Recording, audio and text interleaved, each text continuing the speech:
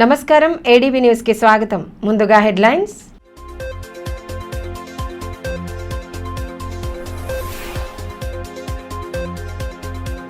నిర్దేశిత సమయంలోగా పాఠశాలల్లో అభివృద్ధి పనులు పూర్తి చేయాలి. అధికారులకు కలెక్టర్ రాజర్షి షా ఆదేశాలు. అమ్మ ఆదర్శ పాఠశాలల్లో చేపడుతున్న పనుల పురోగతిపై సమీక్షించిన పాలనాధికారి.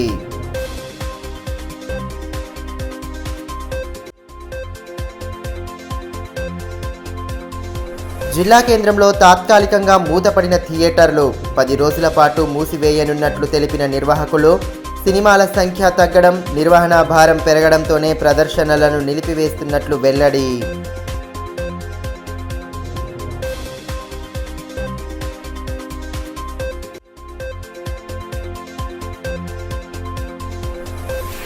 దోస్తు ద్వారా డిగ్రీ కళాశాలల్లో ప్రవేశాలు. జూన్ 6న తొలి విడత సీట్ల కేటాయింపు ఉంటుందన్న ప్రిన్సిపల్ శ్రీనివాస్. ఇంటర్ పూర్తయిన విద్యార్థుల అవకాశాన్ని సద్వినియోగం చేసుకోవాలని సూచన.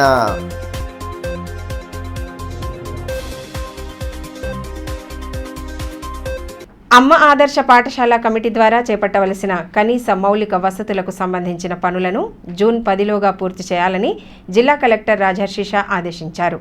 కలెక్టర్ సమావేశ మందిరంలో శుక్రవారం ఏర్పాటు చేసిన సమావేశంలో వివిధ శాఖల అధికారులతో కలిసి ఆయన సమీక్ష సమావేశం నిర్వహించారు.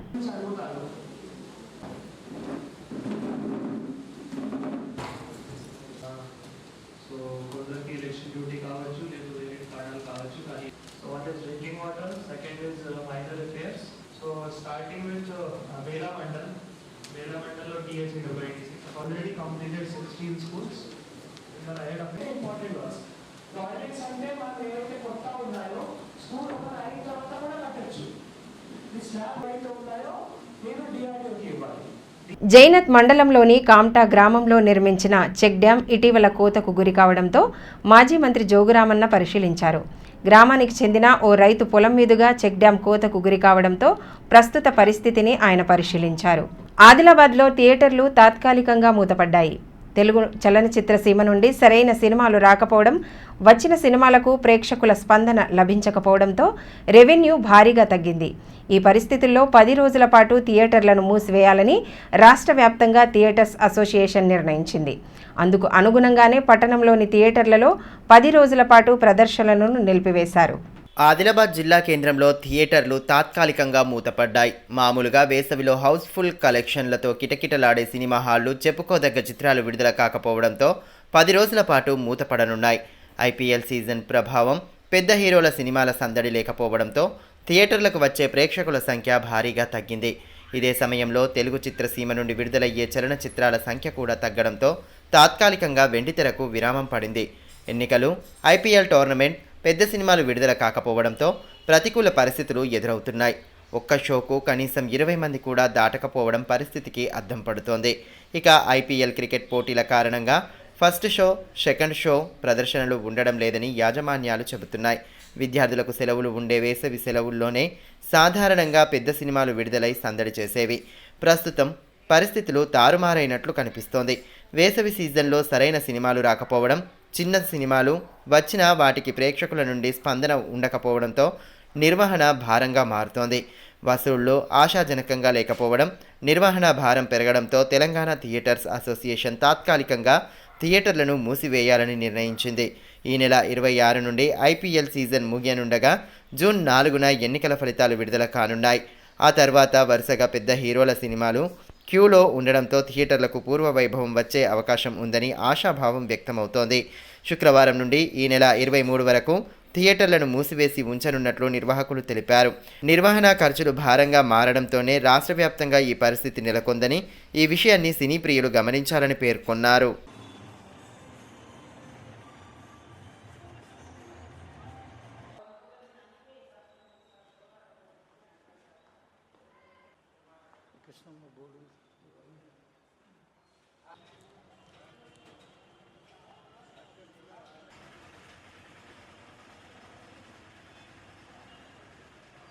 ఇంటర్ ఉత్తీర్ణత సాధించిన విద్యార్థులు ప్రభుత్వ డిగ్రీ కళాశాలలో అడ్మిషన్లు పొంది ఉజ్వల భవితకు బాటలు వేసుకోవాలని ప్రభుత్వ కళాశాల ప్రిన్సిపల్లు సూచించారు. దోస్త్ అడ్మిషన్ల ప్రక్రియ ప్రారంభమైన నేపథ్యంలో అందుకు సంబంధించిన వివరాలను స్థానికంగా ఏర్పాటు చేసిన మీడియా సమావేశంలో వెల్లడించారు.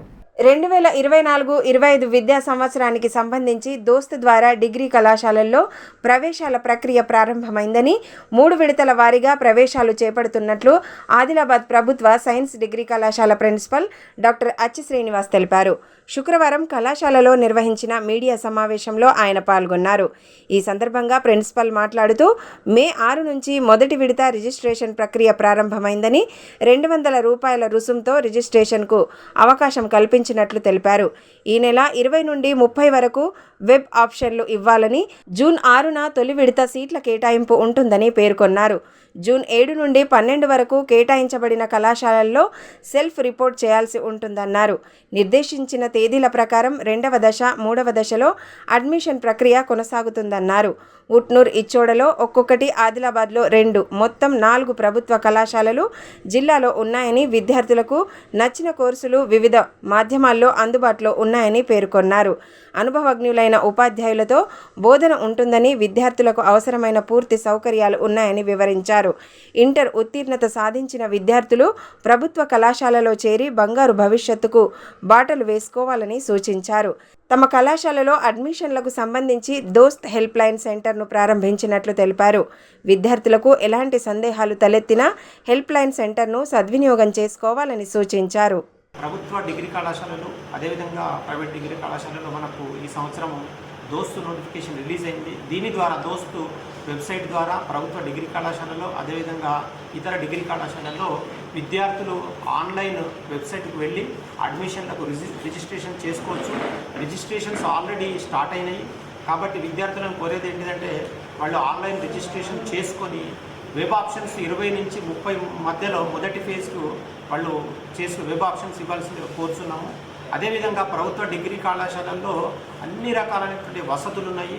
మంచి qualified staff, experience staff, slate PhD కలిగినటువంటి ఉపాధ్యాయులు, అధ్యాపకులు అందరూ బోధిస్తున్నారు. కాబట్టి మా ముగ్గురు ప్రిన్సిపాల్స్ తరఫున కోరేది ఏంటిదంటే విద్యార్థులకు మీరు ముఖ్యంగా ప్రభుత్వ డిగ్రీ కళాశాలను ఎంచుకోండి. ఇక్కడ మీకు అన్ని రకాలైనటువంటి వసతులతో పాటు భవిష్యత్తుకు సంబంధించినటువంటి ఒక కంప్లీట్ పర్సనాలిటీ డెవలప్మెంట్, అదేవిధంగా ఒక మంచి కెరియర్ గైడెన్స్ అనేది మేము ప్రొవైడ్ చేస్తున్నాము. NCC, NSS, స్పోర్ట్స్ అండ్ ఇతర జిమ్ సంబంధించినటువంటి ఫెసిలిటీస్, మంచి బొటానికల్ గార్డెన్, ఇటువంటివే కాకుండా మా దగ్గర ప్రాజెక్ట్ ఓరియంటేషన్ కూడా ఉంది టీచింగ్లో. సో లాస్ట్ టైం మనం ప్రభుత్వ డిగ్రీ కళాశాల నుంచి 10 ప్రాజెక్టులు రాష్ట్ర స్థాయికి ఎంపికైనాయి. అందులో భాగంగా మనము తెలుగులో మొట్టమొదటి జిజ్ఞాస స్టడీ ప్రాజెక్టు రాష్ట్ర స్థాయిలో ఫస్ట్ ప్రైజ్ గెలవడం జరిగింది. కాబట్టి విద్యార్థులను కోరేది ఏంటంటే డిగ్రీ కాలేజీలలో, ప్రభుత్వ డిగ్రీ కళాశాలలో అడ్మిషన్స్ తీసుకోండి. ఇక్కడ ఉన్నటువంటి స్టాఫ్ యొక్క సేవలను, ఇన్ఫ్రాస్ట్రక్చర్ సేవలను వినియోగించుకోండి. ఇక్కడ మన డిగ్రీ కళాశాలలో హెల్ప్ లైన్ సెంటర్ కూడా ఏర్పాటు చేశాము. ఆ హెల్ప్ లైన్ సెంటర్ ద్వారా మీకు 24/7 ఎలాంటి అడ్మిషన్కి సంబంధించిన ఎలాంటి సమస్యలు ఉన్నప్పటికీ కూడా మీకు వాటిని తీర్చేటువంటి ప్రయత్నం చేయడం జరుగుతుంది. కాబట్టి మరొకసారి విద్యార్థులను కోరేది ఏంటిదంటే ఇంటర్మీడియట్ ఎవరైతే పూర్తి చేసుకున్నారో విజయవంతంగా వాళ్ళందరినీ కోరేది ఏంటంటే ప్రభుత్వ డిగ్రీ కళాశాలను మీ మొదటి ఆప్షన్గా, మొదటి ప్రాధాన్యంగా గుర్తించి ఇక్కడ ఉన్నటువంటి అధ్యాపకుల సేవల్ని, PhD స్లేట్ కంప్లీట్ చేసినటువంటి అధ్యాపకుల సేవల్ని వినియోగించుకోండి. ఇక్కడ ఉన్నటువంటి ప్రభుత్వం ఉచితంగా ఇస్తున్నటువంటి సేవల్ని వినియోగించుకొని మీరు మీ భవిష్యత్తుకు బంగారు బాటలు వేసుకోవాల్సిందిగా ఈ సందర్భంగా మా ప్రిన్సిపాల్స్ ఆధ్వర్యంలో మళ్ళీ కోరడం జరుగుతుంది. మాజీ TPCC ప్రధాన కార్యదర్శి గండ్ర సుజాతపై కాంగ్రెస్ అసెంబ్లీ ఇన్ఛార్జ్ కంది శ్రీనివాస్ రెడ్డి చేసిన వ్యాఖ్యలను ఖండిస్తూ బీసీ సంఘం ఆధ్వర్యంలో ఆందోళన చేపట్టారు. తాంసీ మండల కేంద్రంలో నిర్వహించిన నిరసనలో భాగంగా కంది శ్రీనివాస్ రెడ్డి దిష్టిబొమ్మను దగ్ధం చేశారు. అనంతరం పోలీస్ స్టేషన్లో ఫిర్యాదు చేసి ఆయనపై తగు చర్యలు తీసుకోవాలని డిమాండ్ చేశారు. మాజీ TPCC ప్రధాన కార్యదర్శి గండ్ర సుజాతను ఉద్దేశించి ఇటీవల కాంగ్రెస్ అసెంబ్లీ ఇన్ఛార్జ్ కంది శ్రీనివాస్ రెడ్డి చేసిన వ్యాఖ్యలపై సర్వత్రా నిరసనలు వ్యక్తమవుతున్నాయి. కంది చేసిన వ్యాఖ్యలను తీవ్రంగా ఖండిస్తూ మున్నూరు కాపు సంఘ ప్రతినిధులు ఆందోళన తెలుపగా తాజాగా తాంసీ మండల కేంద్రంలో బీసీ సంఘాల నేతలు ఆయన వ్యాఖ్యలపై ధ్వజమెత్తారు. మండల కేంద్రంలోని ఎస్బీఐ సర్కిల్ వద్ద కంది శ్రీనివాసరెడ్డి దిష్టిబొమ్మను దగ్ధం చేసి ఆయనకు వ్యతిరేకంగా నిరసన నినాదాలు చేశారు. బీసీ వర్గానికి చెందిన మహిళా నాయకురాలిపై అనుచిత వ్యాఖ్యలు చేయడాన్ని సంఘం నేతలు ఖండించారు. అనంతరం స్థానిక పోలీస్ స్టేషన్లో కంది శ్రీనివాసరెడ్డిపై తగు చర్యలు తీసుకోవాలని ఫిర్యాదు చేశారు. ఈ కార్యక్రమంలో నాయకులు అందే అశోక్, సంతోష్, భగవన్లు, అశోక్, మహేందర్, అరుణ్ తదితరులు పాల్గొన్నారు.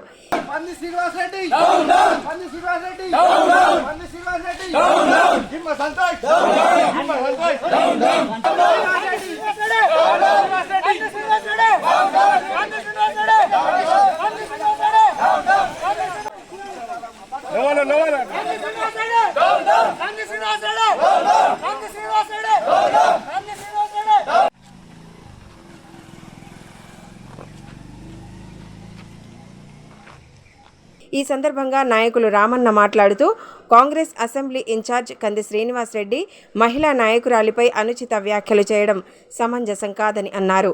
వెంటనే బీసీ సమాజానికి ఆయన బహిరంగ క్షమాపణలు చెప్పాలని డిమాండ్ చేశారు. ఇటువంటి వ్యాఖ్యలు పునరావృతం కాకుండా చూడాలని అన్నారు. దేశమంతా ఇప్పుడు మత కలవలు ఘర్షణలు జరుగుతున్నాయి. ఇప్పుడు ఇలా ఒక ఘర్షణ పెట్టేసాం. కానీ ఈ దేశం లౌకిక రాజ్యం అంతే స్పూర్ అయిపోతుంది. ఇప్పుడు ఒక మున్నూరు కాపు జాతి కాదు, సామాజిక వర్గం బీసీ వర్గాలకు కూడా అన్ని అవమానపరిచినట్టు ప్రతిసారి తిట్టడము, ఏదైనా ఆరోపణ చేయడం ఇది సమంజసం కాదు. ఒక ఉన్నత విద్య అని చెప్తున్నాడు, ఉన్నత విద్య లోఫర్ కాదు, ఏం మాట్లాడుతున్నా అర్థం కాకుండా దీన్ని ఆ పరిచయం ఏమవుతుంది, ఘర్షణ అయితే దీంతో ఒక బీసీ వర్గమే కాదు, మొత్తం మున్నూరు కాపు కాదు బీసీ వర్గాలనే ఐక్యత అవుతుంది ఆయన అనుకుంటాడు. చిన్నగా అగ్గి రాస్తే బాగా పెద్ద అవుతుంది ఆయనకి. ఇప్పటికి కూడా ఇప్పుడు మేము చెప్తున్నాం, కొంచెం మర్యాదగా ఉన్నవాను లేకుంటే తగిన శిక్ష పడతాడు. ఎప్పుడు క్షమాపణ చెప్పడం అప్పటి వరకు మేము ఉద్యమాన్ని కొనసాగిస్తాం. ఇది ఒక మున్నూరు కాపు వర్గానికే కాదు బీసీ వర్గాలకే అవమానం. ఇది రైతన్నలు కొండంత ఆశతో ఎదురుచూస్తున్న వానాకాలం సీజన్ సమీపిస్తుండడంతో రైతులు పంట పొలాల్లో బిజీగా గడుపుతున్నారు. పొలాలను దున్నుకొని సాగు కోసం సర్వం సిద్ధం చేసుకుంటున్నారు. పొలాలను దున్నుకునే సమయంలో తగు మెలకువలు పాటిస్తే నాణ్యమైన దిగుబడిని సాధించవచ్చని వ్యవసాయ అధికారులు సూచిస్తున్నారు. అన్నదాతలు కోటి ఆశలతో ఎదురుచూసే వానాకాలం సీజన్ సమీపిస్తోంది. ప్రతి ఏట మాదిరిగానే ఈ సంవత్సరం సైతం రైతులు కొండంత ఆశలతో పొలం పనులకు సన్నద్ధమవుతున్నారు. జిల్లాలో ఎక్కువగా పండించే వాణిజ్య పంట అయిన పత్తిని ఈ ఏడు సైతం అధికంగా సాగు చేసే అవకాశం ఉన్నట్లు కనిపిస్తోంది. ఇందుకోసం మే మాసం నుండే పనులు ప్రారంభిస్తున్నారు. పొలాలను దుక్కి చదును చేసే పనుల్లో రైతులు నిమగ్నమయ్యారు.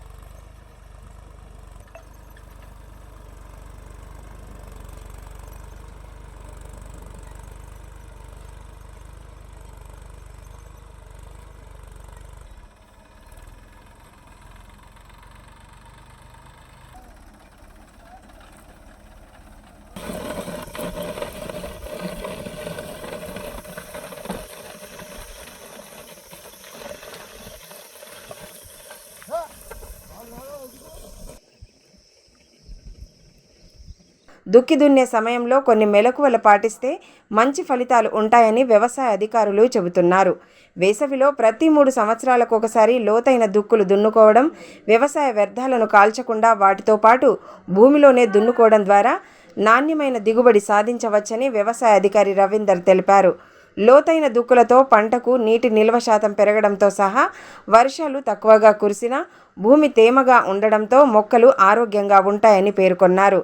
పొలాల్లో భూ పరీక్షలను తప్పకుండా చేయాలని, ఫలితాల ప్రకారం ఆయా మోతాదులో రసాయన ఎరువులు వాడాలని చెబుతున్నారు. మోతాదుకు మించి రసాయన ఎరువులు వాడడం ద్వారా పంటలో తెగుళ్లు వచ్చే ఆస్కారం ఉందని సూచిస్తున్నారు. పశువుల ఎరువు సైతం ఎకరానికి 4 టన్నుల చొప్పున వేసుకోవాలని సూచించారు.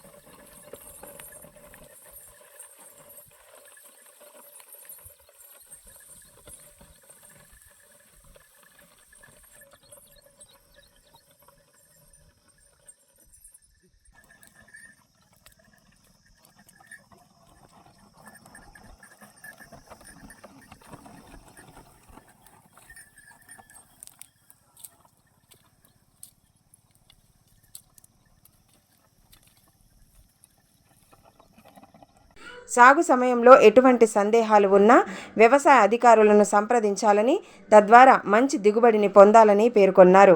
ఈ వేసవి కాలంలో రైతులు అనగా మే నెలలో సాధారణంగా దుక్కులు దున్నుకోవడం జరుగుతుంది.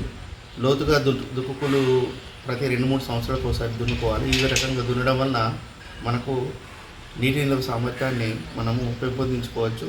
అంతేకాకుండా చీడపీడల యొక్క పోషక దశలు ఏవైనా ఉన్నట్టయితే కనుక అవి పైకి వచ్చేసి ఎండకు చనిపోవడము, అదేవిధంగా పక్షులు తినడం వల్ల కూడా వచ్చే సంవత్సరంలో వచ్చే పంట కాలంలో వాటి యొక్క ఉధృతిని తగ్గించవచ్చు.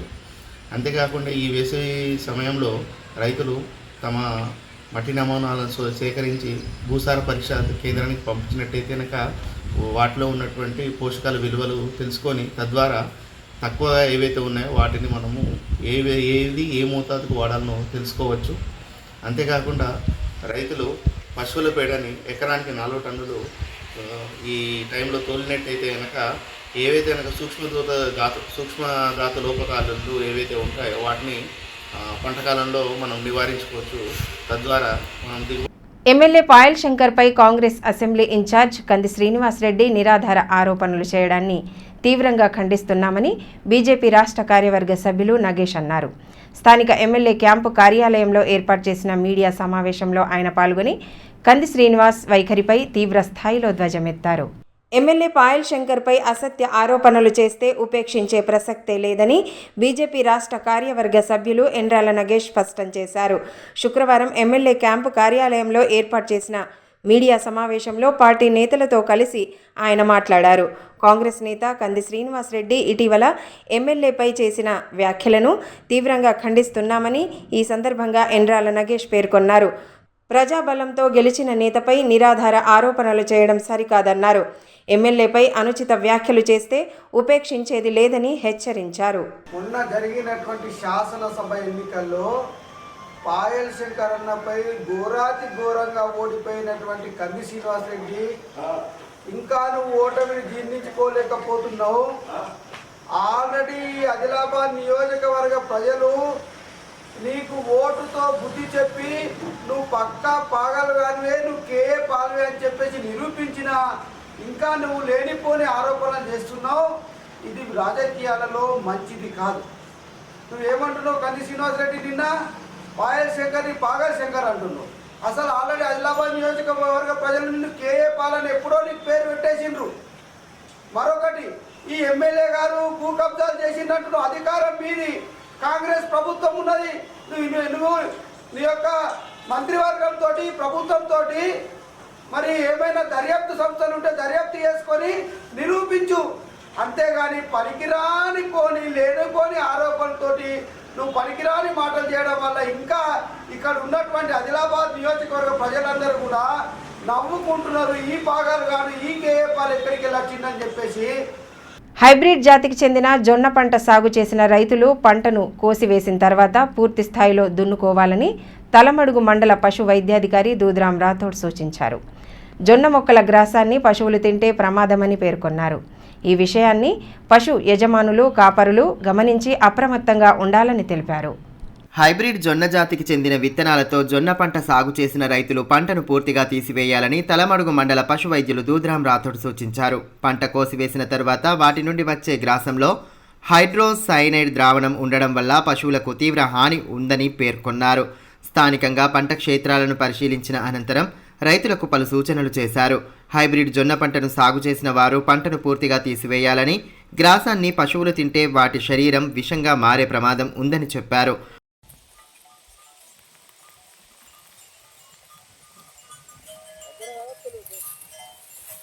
జొన్న కోత కోసిన తర్వాత ఈ సైడ్ నుంచి ఏదైతే పిలకలు వస్తున్నాయో ఈ పిలకలు చాలా డేంజర్. అర్థమైందా? దీన్ని ఏమంటారు, లాంగి అంటాం. ఈ లాంగి తిన్న తర్వాత పశువులు చనిపోయే అవకాశాలు ఉంటాయి. చనిపోయినాయి కూడా తెలిసి కూడా దీంట్లో మీరు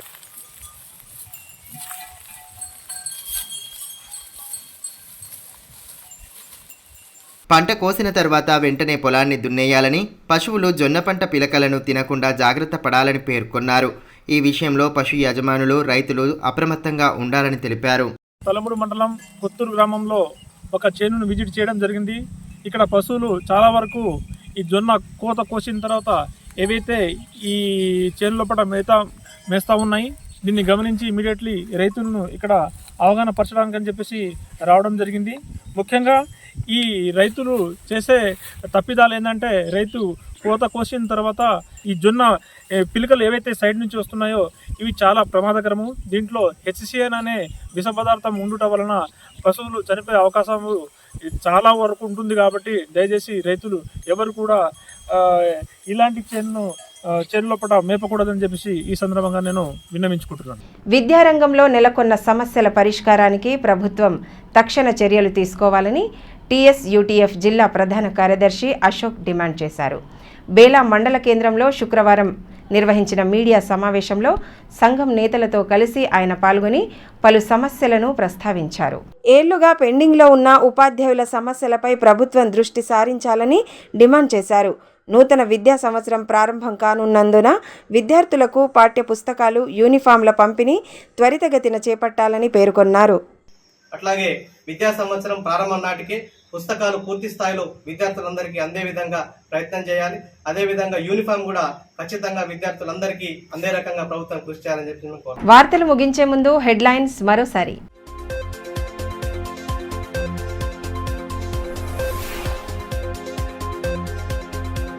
నిర్దేశిత సమయంలోగా పాఠశాలల్లో అభివృద్ధి పనులు పూర్తి చేయాలి. అధికారులకు కలెక్టర్ రాజర్షి షా ఆదేశాలు. అమ్మ ఆదర్శ పాఠశాలల్లో చేపడుతున్న పనుల పురోగతిపై సమీక్షించిన పాలనాధికారి.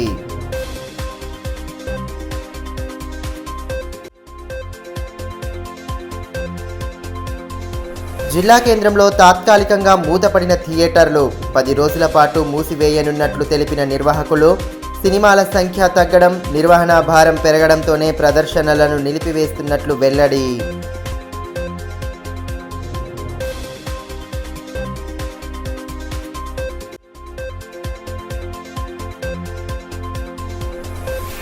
దోస్తు ద్వారా డిగ్రీ కళాశాలల్లో ప్రవేశాలు. జూన్ 6న తొలి విడత సీట్ల కేటాయింపు ఉంటుందన్న ప్రిన్సిపల్ శ్రీనివాస్. ఇంటర్ పూర్తయిన విద్యార్థుల అవకాశాన్ని సద్వినియోగం చేసుకోవాలని సూచన.